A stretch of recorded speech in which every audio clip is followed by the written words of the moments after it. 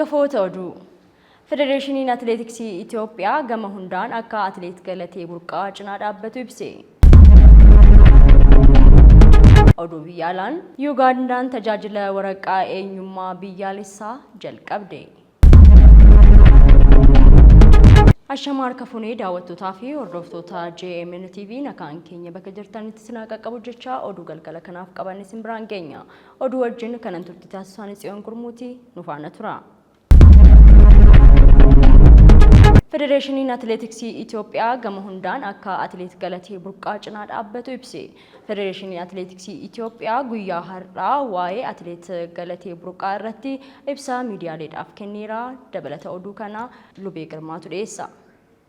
Qabeenyi ishee nama abbaa warraa ishee tureen jalaa fudhatamuu fi haqa dhabuu ishee miidiyaatti baatee kan dubbatte atileet Galatee Burqaa ijoo dubbii miidiyaalee taatee jirti. Dhimma atileetii irratti har'a akka lakkoofsa Itoophiyaatti waxabajjii 3/2017 miidiyaaleef ibsa kan kenne Federeeshiniin Atileetiksii Itoophiyaa akka federeeshiniittis akka dhuunfaattis atileet Galatee Burqaa cinaa jira jedhee jira. Pirezidaantii Federeeshinii Atileetiksii Itoophiyaa atileet Silashii Sihiin atileet Galatee Burqaa gadi baatee miidiyaatti dubbattullee atileetonni haala atileetiin kun dabarsitee keessa jiran hedduu ta'uu dubbate.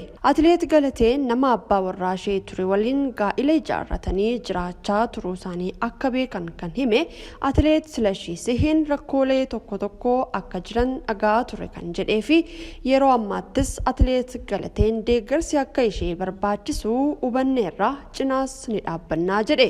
Gama biraatiin dhimma atileet Galatee haalaan akka beektu kan himte pirezidaantii Taantoon Federeeshinii Atileetiksii Itoophiyaa atileet Masarat Daffaar Galateen amma dubbattee ol dhabde jechuudhaan dubbatte. Atileetitti waggoota dheeraaf akka beektu kan himte atileet Masarat Daffaar haalli Galateen yeroo ammaatti irratti argamtu nagaddisiiseera jechuunis himte. Dhimmichi seeraan ilaalamaa jiraachuu yaadachiisuunis seerri haqa akka laatuuf mootummaanis furmaata akka kennuuf gaafattee jirti. Gama biraatiin rakkoo wal fakkaataan atileetota biroo biras akka jiru kan hime atileet Silashii Sihiin qabeenya qofa osoo hin taane atileetonni haamileedhaan qaqqabuu fi qabnu jiru jedhe. Rakkoo wal fakkaataan baha Afrikaa keessatti bal'inaan kan mul'atu ta'uu heeruunis keessattuu biyya ollaa Keeniyaa keessatti bal'inaan akka mul'atus heeree jira. Rakkoon kun bu'aa atileetiksii akkasumas kabaja biyyaa irratti dhiibbaa kan qabu ta'uu isaatiin irratti hojjetamuu akka qabus ibsa isaatiin heeree jira. Daandiin qilleensaa Itoophiyaa fi Itihaad waliigaltee daldalaa tarsiimoo waliin mallatteessanii turan hojiirra oolchan. Dabalata qabna. Daandiin qilleensaa Itoophiyaa fi daandiin qilleensaa Itihaad waliigaltee tarsiimoo koorsheer ji'a bitootessaa darbee Finfinneetti walii mallatteessan hojiirra oolchan. Kunis walitti hidhamiinsa Afrikaa fi Eeshiyaa, Awustiraaliyaa fi baha giddu galeessaa gidduu jiru kan cimsu ta'uutu ibsame. Kunis waliigaltee waloo daandiiwwan qilleensaa lamaan gidduu ji'a bitootessaa keessa mallattaa'ee hojiirra oolchuuf tarkaanfii jalqabaa yoo ta'u imaltoota gamalachuutiin jiraniif carraa imalaa fooyya'aa ni banas jedhameera. Tajaajilli koorsheer kun sirna imaltoonni balallii adda addaa daandiiwwan qilleensa lamaan taasisan akka fayyadaman akka taasisus ibsameera. Daawwattoota keenya kun oduu biyya keessaati ammamuu gara oduu biyya alaatti dabarra. Yuugandaan tajaajila waraqaa eenyummaa biyyaalessaa jalqabde. Dabalata qabna. Yuugandaan tajaajila waraqaa eenyummaa biyyaalessaa jalqabde.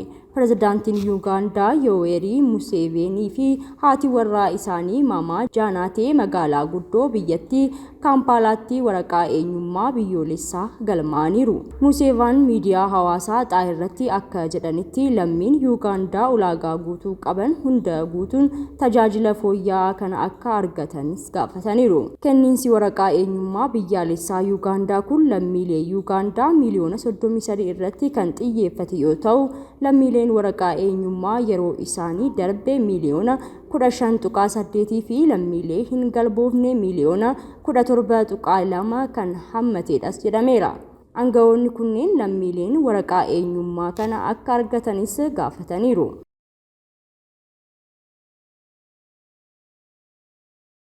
Daawwattootaa fi hordoftoota GMN TV oduun galgala kanaaf qabannee kana fakkaata ture. Kana oduu wajjin turtii taasisee Tsiyoon Gurmuutii qophiilee GMN afaan wajjin turtii gaarii.